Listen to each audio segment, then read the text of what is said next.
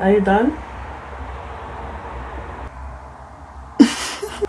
Hi guys, welcome to my channel.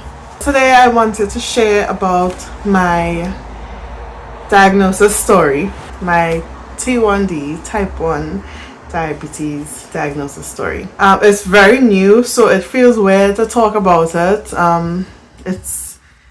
It was also a very traumatic, terrible experience. I'll try to keep it as concise as possible. Might be a bit tough to do so. I'm a healthcare worker and I hadn't been feeling well for quite some time. I'm Trinidadian and I live in the UK now. And for the most part, since I moved across here, I remember moving across here feeling like really full of life, really have a lot of like energy. Every day felt so easy. That's a technical term, but I wasn't feeling stressed. You know, I was way less stressed compared to where I was at my last job. And moving out here and just living and getting familiar with the different climates and all of that, it was cool. You know, I was kind of getting into the new environment and getting into the swing of things, and I felt fine. I've been living here for almost 2 years now, like 3 months shy of 2 years, and so far so good. However, I would say maybe about a year in, I slowly, it really, like in hindsight now I can think about it, it's the bad feelings or the negative physical feelings like fatigue and tiredness and just lethargy when it started kicking in slowly, little by little. So I thought maybe it's just me getting into work now that I'm into the swing of things. I'm doing a lot of nights recently, which is true. I was doing a lot more out of hour shifts. I'm a radiographer. I was doing a lot of out of hour shifts, so I thought maybe that was just catching up to me. You know, I've been doing radiography and doing shift work for the past like 5 years. So I was thinking, you know, maybe just getting older. You know, they say when you're nearing your 30s or when you enter your 30s, you tend to get a bit like back pain and everything starts catching up to you. I'm 28 now, if it makes a difference, right? So I thought maybe it's just work, maybe I just need a rest. But when I went on vacation and I had my annual leave, I came back out not really feeling rejuvenated, you know. But slowly and surely, especially within the last 6 months, I started to feel really tired. And whenever people ask me how I was doing at work, so like, good morning, how are you? I'll be like, yeah, I'm okay. And they'll be like, you're not really sounding okay. And to me, I was just thinking, you know, I'm okay, like I'm doing okay, I guess. But of course you don't want to go into a sort of explanations about how you're feeling, right? So I always told people I was fine, but deep down inside I wasn't feeling the best, but I was just getting by, like, you know, just chuck that up to it's just day-to-day things, you know. But it was only until eventually, you know, it caught up to me. It really did, because I would say about 2 months into it, like 2 months before my diagnosis, or even 3 months before, I started feeling really poorly. Now I had gained a lot of weight towards the end of 2023, and I felt like I was gaining weight and nothing was changing. Like my food habits didn't change, my diet and exercise, those things didn't change. So it was like kind of unexplained weight gain. So I wanted to do something about it. So when I went home to visit my family in May and I looked back at all those pictures, I was like, oh my gosh, I'm getting so fat. Like I'm so fat basically. I felt like I put on so much weight. I was not looking like myself. I felt self-conscious in every picture I took pretty much, and I do love to take selfies. Anybody who knows me knows that. Anybody close to me knows that. I do love to take a lot of pictures, but I was starting to look back at them and feel really like self-conscious and uncomfortable. Right, so eventually, so I came back to the UK in May after my trip to Trinidad, because that's where I'm originally from, Trinidad and Tobago. And then I thought, okay, I've been hearing about this weight loss natural supplement on TikTok called berberine, and you know, I'll make a separate video about that. And basically it's a natural supplement. I thought maybe I'm insulin resistant, that's why I'm gaining all this weight. I don't know what's going on. It seems to be working for lots of people. Lots of people are losing weight on this. Why not just try it? It's a natural supplement anyway. What could go wrong? You know, that was like my thought process behind it. I won't get into too much about that, but I did lose a lot of weight. Even before I started it, I had already lost 10 pounds. By the time I came back, within a month or so, I was 10 pounds down. So I thought, by June, I was thinking, yeah, I'm gonna try this. I ordered it, got it in a couple of days, and I started taking the tablet supplements. It was just one a day, and I was losing the weight. So I thought, oh, this is amazing. I'm not even exercising, I'm not doing anything crazy, and I'm losing all this weight. I ended up losing about 10 pounds a month. So overall, I lost a significant amount of weight, like around 50 pounds, right? 45 to 50 pounds or so. And I was ecstatic. I was so happy, but I wasn't feeling any better. And one of the side effects of berberine is being thirsty a lot, right? So that was just one of those things. I just thought, okay, I'm drinking a ridiculous amount of water, but what I didn't realize was that my water intake drastically increased from month 1. I took it for 3 months. From month 1 to month 3, like those month 1 and month 3, totally different water intake. In month 1, I was probably drinking about, I don't know, maybe 2 liters of water a day, because I started drinking more water, less soft drinks, that kind of thing. I started drinking diet drinks well before berberine as well. So I was buying like Coke Zeros and stuff. I do love Coca-Cola, but I started drinking a lot more diet related drinks, right? Less sugar. So, but by month 3, I was super dehydrated towards the end. I was drinking probably up to like 6 liters of water a day, which is ridiculous, really. Because it's not like if I was exercising a lot or doing anything that required that amount of water. But I had this intense thirst. I would wake up in the middle of the night and drink like 2 glasses of water multiple times. I would use the toilet, like urinate a lot. Of course, I'm drinking a lot of water, so I'm thinking, just drinking a lot of water, it is what it is, Obviously, if you drink a lot of water, you'll need to go to the toilet way more often. So I was thinking about it like that as well. And of course, leading up to like the last few weeks of me being really ill, before I had to call in from work, it was just getting worse and worse. I was just feeling weaker and weaker and more tired and just drowsy and dizzy. And that was like the major thing. I've never experienced a dizziness like that. On my last shift at work, whenever I stood up, I would have to like catch my bearings. I would feel like if I'm like about to fall over almost.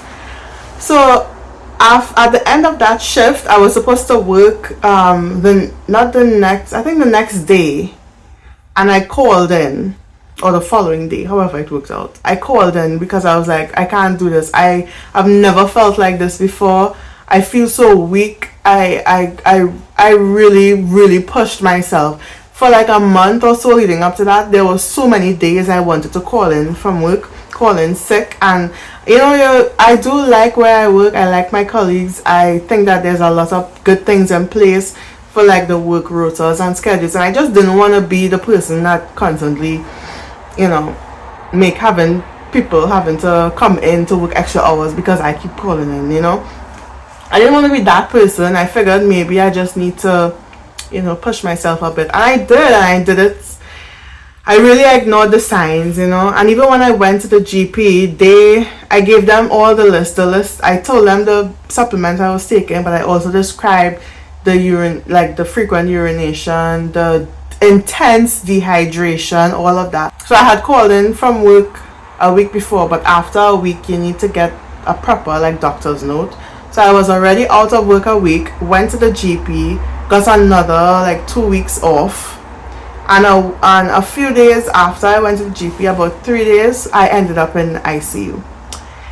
Let me pause. So the night that I went to hospital, my partner was with me and we were sleeping, and I woke up with this.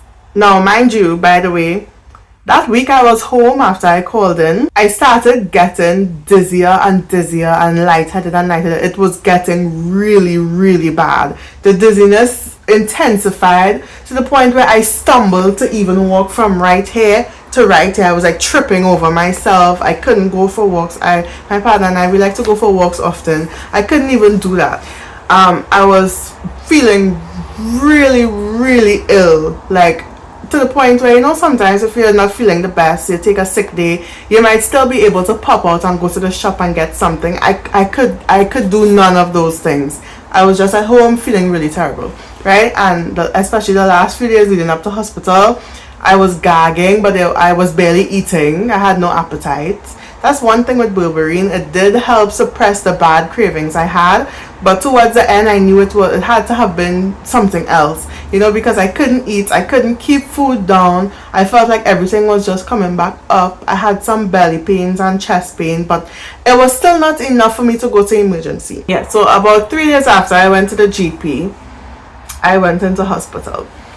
And the reason being, as I was saying before I went on that tangent, I was sleeping and I woke up and I shifted in bed, or as soon as I woke up, I got this shooting pain in my like mid back, the worst back pain I've ever experienced. And I don't know if the pain was coming from my back or my pancreas or what, but it felt like sciatica pain. Like I've had moments where, especially more increasingly, sometimes I would get up wrong and I feel like a sharp pain, but this was unlike anything. And y'all, delirium, I don't know.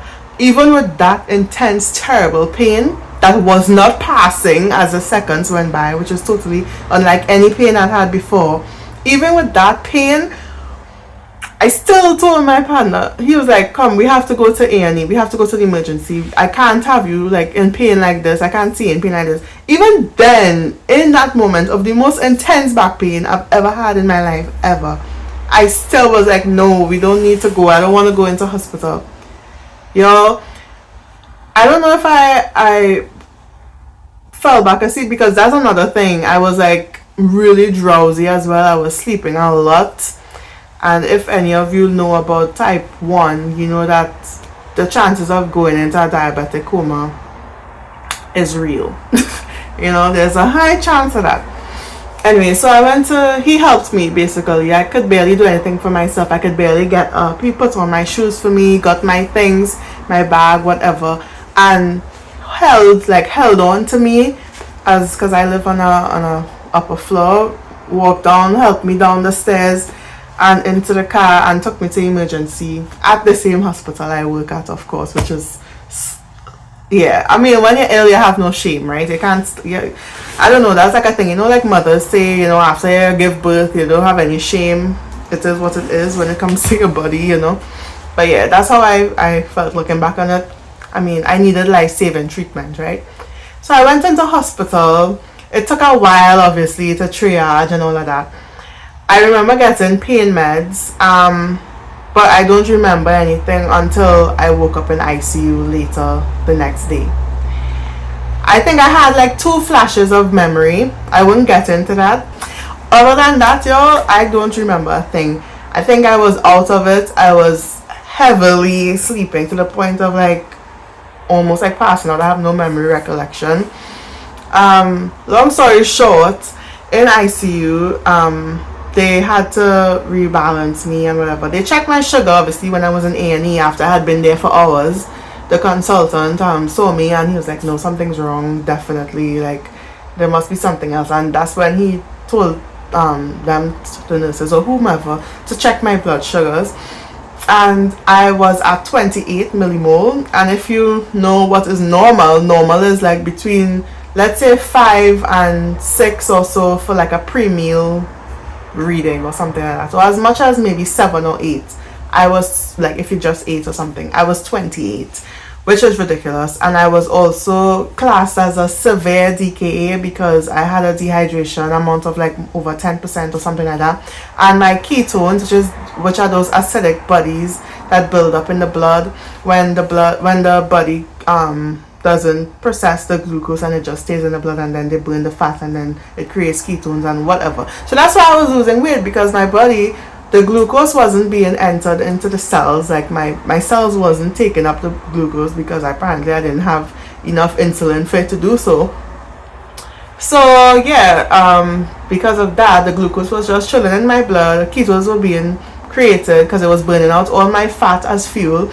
And yeah, so I had lost a lot of weight, but at what cost, you know? I think to be honest. The weight loss is like the best part from that terrible circumstance, because y'all, I've never felt like that ever. I've been sick before, I've felt unwell before. Nothing has ever felt like that, ever, like, as in ever. And I would not wish that on anybody. Obviously I would never wish anything bad on anybody in the first place, but that type of sickness, that type of illness, I felt it was really bad. It was really, really bad. My key zones weren't even, it was unrecordable is what the report says, because it just said hi. There was no like reading, you know. It was really, really terrible. Anyway, maybe another video sometime from now, I'll maybe talk about my ICU experience. I had a catheter. And I could never imagine I would ever need a catheter in life, a urinary catheter. I had a central line, a femoral central line. Also something I never thought I would ever need.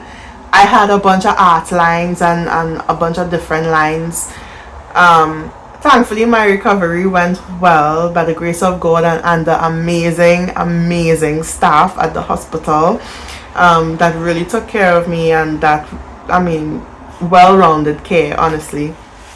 I'm really appreciative of that. It's amazing how things could go from 0 to 100 so quickly, especially when you put things off because you're thinking like, you know, it'll be fine, you know, or you're just shrugging off your pain knowing very well that this is not normal. So I urge any of you, if you feel unwell ever, it could be anything, don't take those signs for granted. Don't even take your pain or discomfort, your dizziness, anything for granted. It's better to get yourself checked out and make sure and rule out any serious causes or ailments, or even if it's something temporary, than wait towards the end and end up in a really tough circumstance. You know, this was really stressful on my family, on my partner, but he was really supportive. My family was really supportive.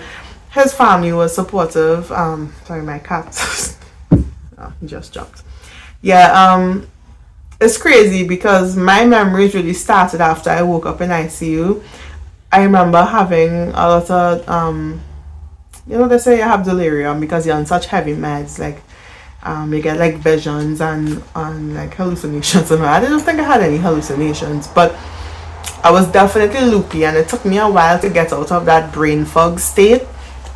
Anyway, I went from calling in from work for a day or two to end up needing a sick note for 2 weeks to getting a new diagnosis, and long story short, I was off of work for maybe a month, like learning to walk again, or to find my balance to walk again, and to figure things out, and to re-strengthen my legs and do all of that. I'll talk about a video on that another time, but yeah, it was really, really something else. Now I have a CGM, a continuous glucose monitor, and taking insulin and also taking natural supplements to help maintain and just manage my body better. So I'll be doing little videos here and there on things that I experience and things that I learn as I go along, and just like little reviews about products or things that I try and what I think about them. Of course, this is like not any medical advice or anything. I'm just sharing my experience. So yeah, thanks so much for watching, and I'll see you all next time. Hope you subscribe if you're interested in this topic. So yeah, see you. Bye.